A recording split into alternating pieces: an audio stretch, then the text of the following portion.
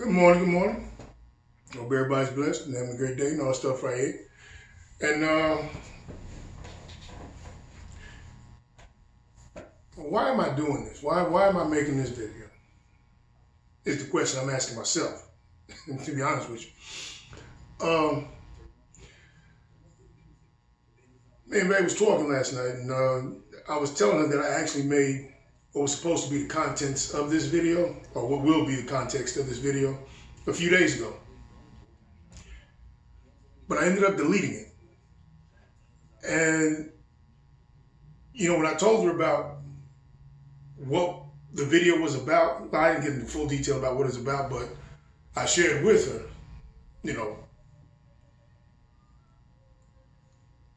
how she affected my life and how my life is in a much better place because of her. And that was some of the context of the video, some of the context. And she was like, okay, well, just send me the link then. And then I looked at her again, I was like, I deleted it. I never posted it. And she gave me this look like, fuck are you doing? And I get it. And so you can thank her or, curse her out or whatever. Because I'm going to make this video, I'm going to post it and get on my life. And the reason I'm not active on social media anymore is because I'm really not interested in sharing my life with you guys no more. That's the God's honest truth. I'm not mourning. I miss my father very much. I miss Eddie very much. But I'm not in mourning. I've accepted that. And I've, the beautiful interactions in their lives they shared with me, I take and I carry on. It's not just me. They affected a lot of you guys too. You know what I mean? So, I'm not in mourning. I'm not. It's understanding when something may have come to an end to where you have to transition and move on. And,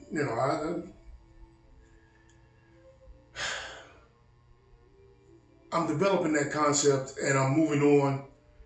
And to think that, my life is, stopped or slowed down or I'm just in some pause mode transition, that's not the case at all.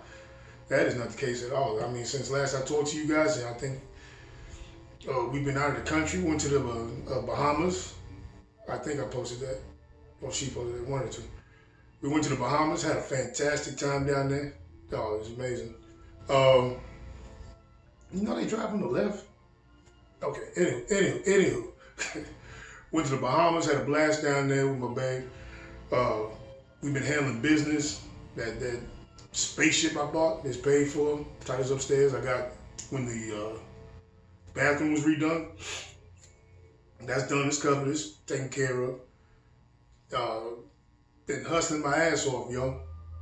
Been having fantastic workouts. You know what I mean? Been eating right. My blood pressure, my health is outstanding. It's off the hook. The doctor called me a stud. I said he called me a stud, and I'm sticking with that. So, my life is good. My life is very good. And I'm about to focus. I'm about to transition. I'm about to go someplace else that you guys will not be able to keep up with. It's not going to, I'm amazed by it. I already know what's coming. I see what's coming because I've been working towards it all this time. And it's going to be a, story to share. But it's like the less I'm on social media, the busier my life is. That's crazy. And that's something to be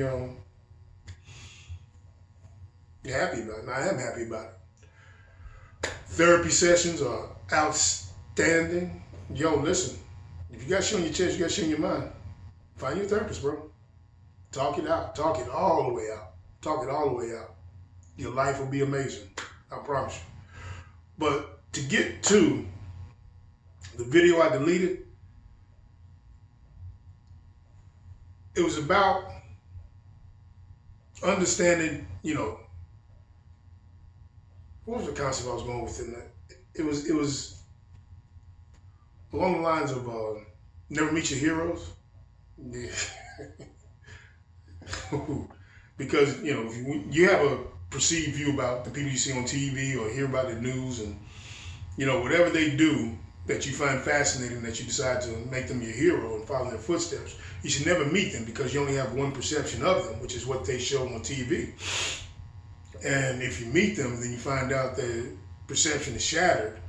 It hurts you. It goes well deep into your psyche, and it changes your thought process, right? So I've never really had idolized heroes. Turns out my heroes were a lot of people I associated with and came up with. And these are things that a lot of you people don't know about. But for them, to let them know how they were my heroes, this is for you guys. This is not for me. This is for you.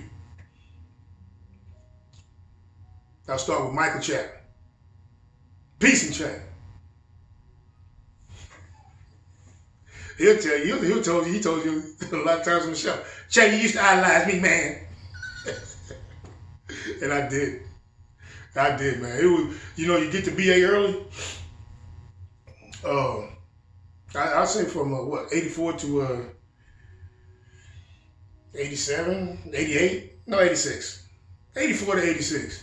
You get to Bryan Adams early, you take your ass to the gym.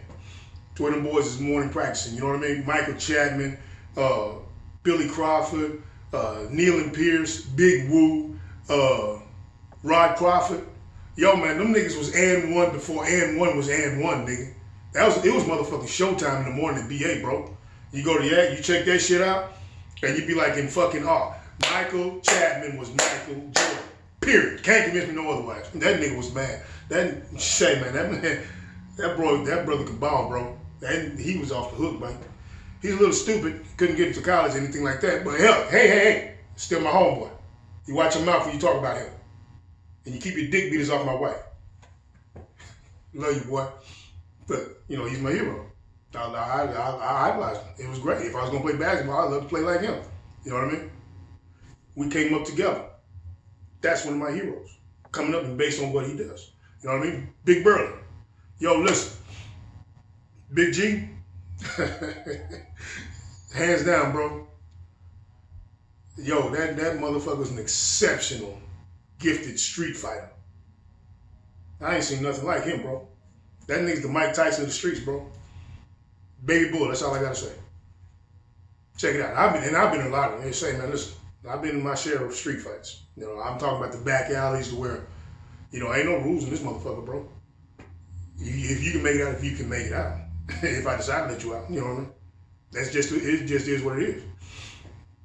And Burley was the greatest of them all. He'll still put peace and chains on you, you know what I mean? He'll tap your ass up just playing. I idolize him. He's my hero. From the street fight. And we came up together. You know what I mean? And he's always wanted better. He's one of the most generous, biggest hearted guys you ever know. You know what I mean? He has a beautiful heart. Well, that's my homeboy, bro. It just is what it is. My girl. My life would not be what it is without her. She is the first woman, the only woman, really, that taught me what true love is. It's not about the words, it's about the actions. It's about, I don't even know how to put it into words, bro.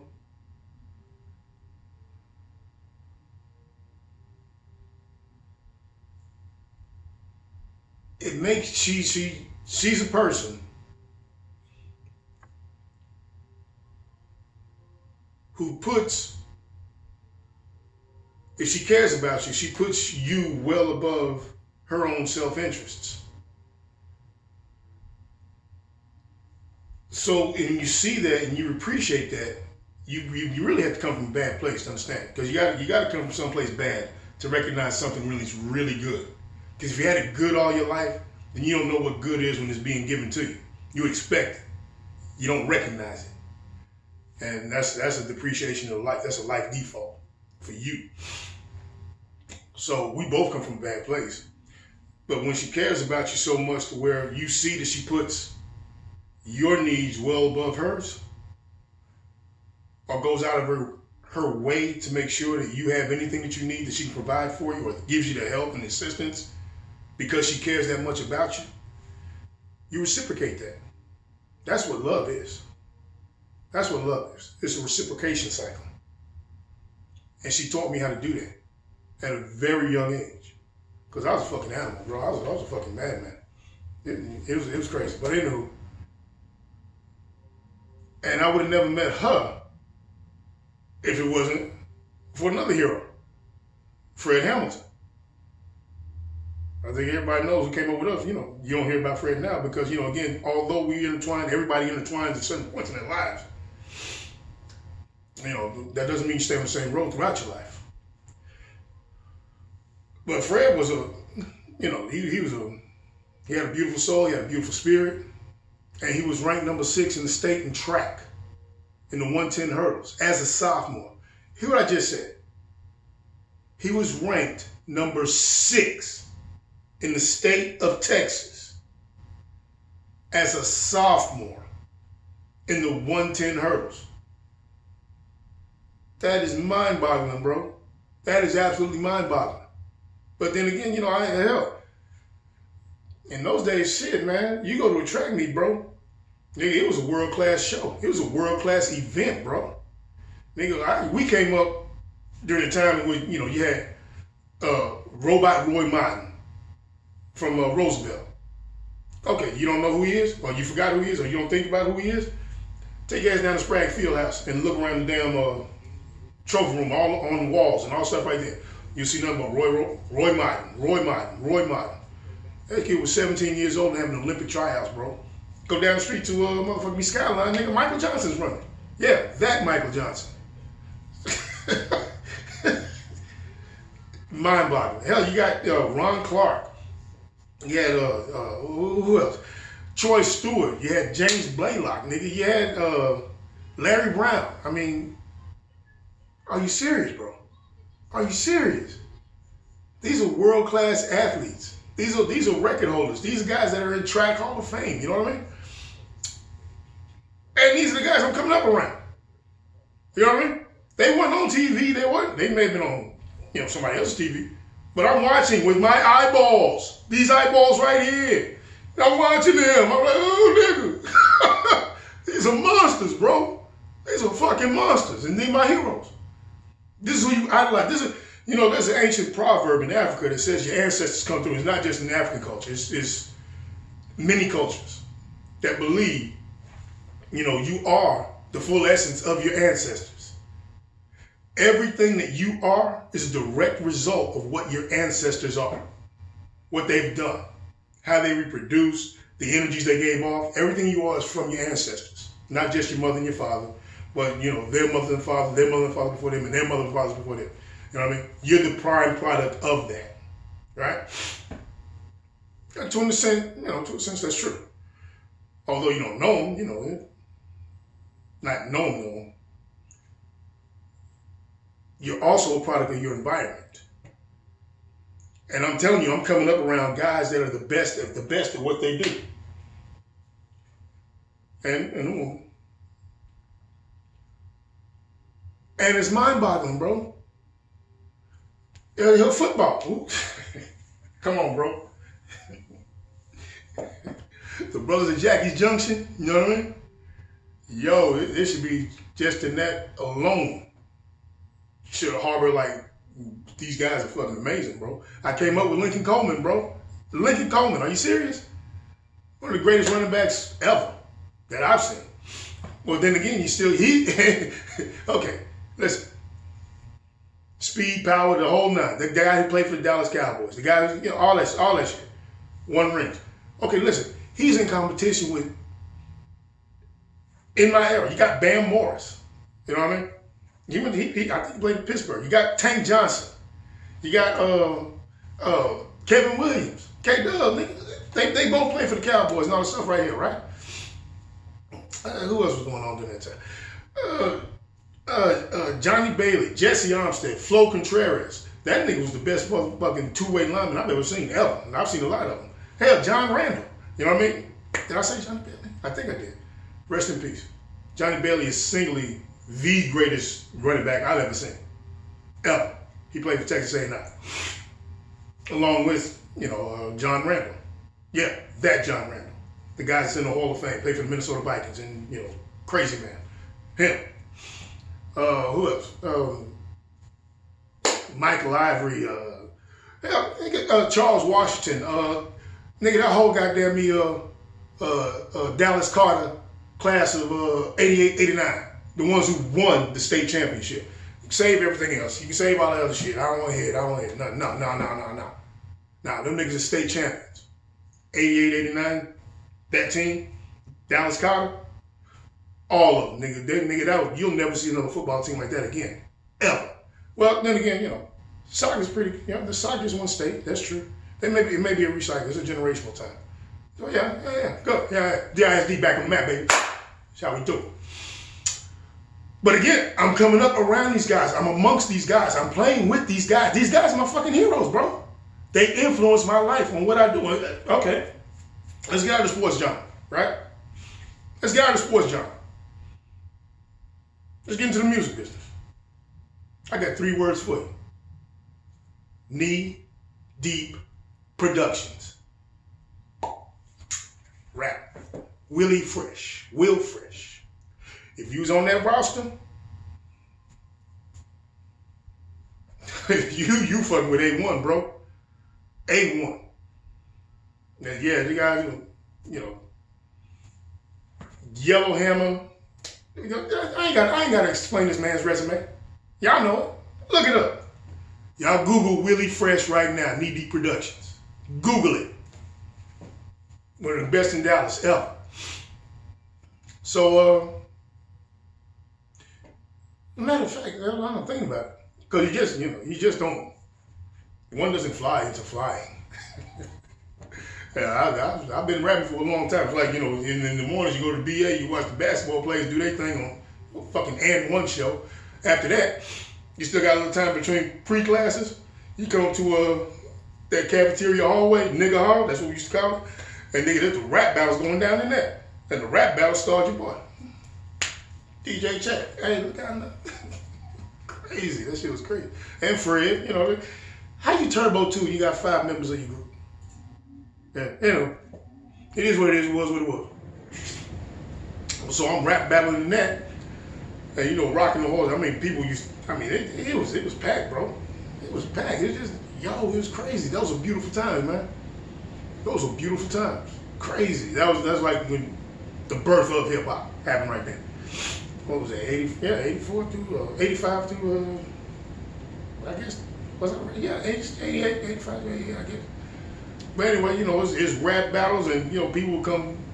They say, man, they come from all parts of the school just to hear this shit. And you get in that little circle, that small circle, is you and the other dude 1-on-1. I'm monstering these niggas, folks. I just say, man, yo, in my element, baby. Come on, bring what you got.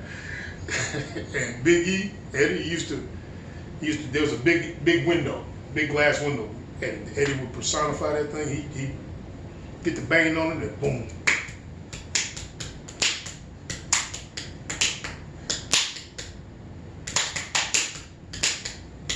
Hey. Yeah, man. Yeah. Great stuff, baby. This is great stuff. But, who were in the wings? When you're talking about, rapping and one doesn't fly into flying, when I talk about Knee Deep Productions and all stuff right here, who were in the wings, they never really got into the battle rap. It was really, the showcase was really between me and a guy named Ace King 2.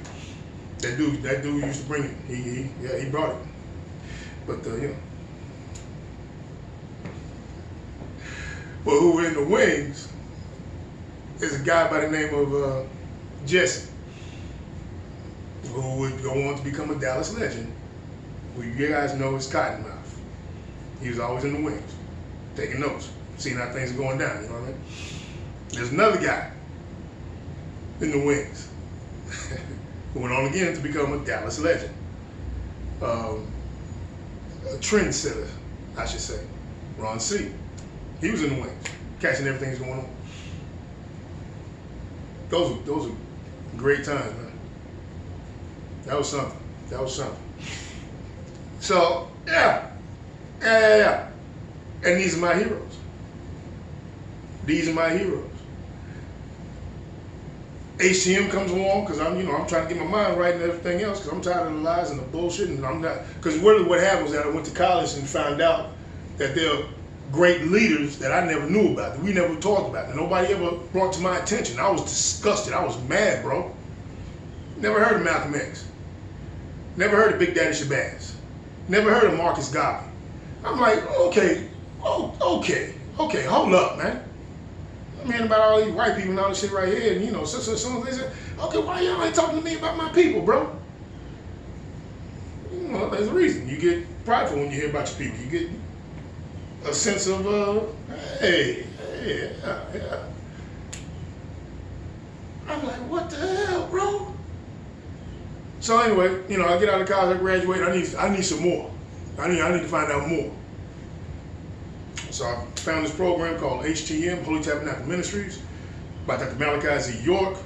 And this guy was a teacher of all teachers, bro. One of the greatest teachers ever. The information this man provided, resolute, astound, and absolutely much needed. Hey, look him up. Look up his study. Look up HTM. Don't follow the man. Follow the message. You know what I mean? And I'll leave it like that. A guy named Pharaoh the Don, Big Pharaoh. He came to my doorstep when I was in the middle of doing things. You know what I mean? And it was him, Paul, and Jaws. And they came to my door in Great Cliff. And I had a house full. We doing how we do, and it is what it is. And he asked to see me, and they came, down, this guy want to talk to you. And he took me out back, and he laid out some information. It was like he was sent to tell me, say, man, get off your ass, bring your ass to class, and learn this information. Again, one of my heroes, bro. I'm in class with Rashid Aziz, man. Massive. The Slump Masters. And we all in there just science, so many others, you know what I mean? Science and politicking. Getting this information how we need to get it. And I also met this kid who was an absolute master of martial arts. So young. And I wanted to learn. So I asked him to teach me. Please. And we go to the park. We go anywhere. We go to the park. We go to school. We go to back alleys. And he would teach me, Taekwondo. And he is now Master Joaquin Phoenix. I think he was 17, and I was like 27. I got kids. I got a full-time job. Again, one of my heroes, and another monster hero in my life, bro. Another monster hero in my life. Steve Austin. I don't care what you think about him. He's a monster hero in my life. I met Steve when I want to say Denton show. We'd already, I'd already heard about him then because when you're in the hip hop community in Dallas, it's pretty small back then. But if you're in the show, you hear about people, you see people and all stuff right here. And I loved his performances, his stage performances. They were very creative, very open, and I love his delivery. I love his flow. He had the whole thing going. He had the whole package. But we first met because we were both booked for a gig in Denton. Yeah. So I show up, and then he shows up, and then we're getting our stuff together to perform, and doing our things, and we just happen to bump into each other. And there's a mutual respect thing right from the top. And he tells me that he's getting out of treatment for his brain cancer. I'm like, what? He's like, yeah. He was humble about it, and we just talk. Real recognizes real. You know what I mean? You guys know what I'm talking about. Real people recognize real niggas, you know what I mean? So we just had genuine conversation, bro, I'm like, the fuck you doing having brain cancer and you up here and you about to perform? And then wait a minute. He's a martial artist, a black belt martial artist, bro. This nigga has titles for titles for titles. This nigga's an ultra heavyweight or super heavyweight in jiu-jitsu. I'm like, what? Oh, wait. Did I mention that he has a band too now? Are you serious, bro? That is just beyond excellence of human life. That's a hero, bro. That's one of my heroes, bro. He's on my phone. I'm calling him, talking to him. Oh, that phone is recording. I hope it's recording. This motherfucker cut out, bro. I ain't making another. I'm just saying. Shit. So anyway, let me take that as a cue. I need to wrap this shit up. Master Stephen Hall. You know what I mean? So the people in your life are very impactful in your life. So you need to be very selective about who you include in your life. Be very choosy, be very particular. It's like if you have a specific drink, the way you want it drunk, or the way you want to have it. I don't just say, man, there's one lick I fuck with. It's whiskey. And it's whiskey in a Coke, or whiskey in a beer chaser. And you're not gonna catch me tapping no damn with those things with the umbrella. Man, no.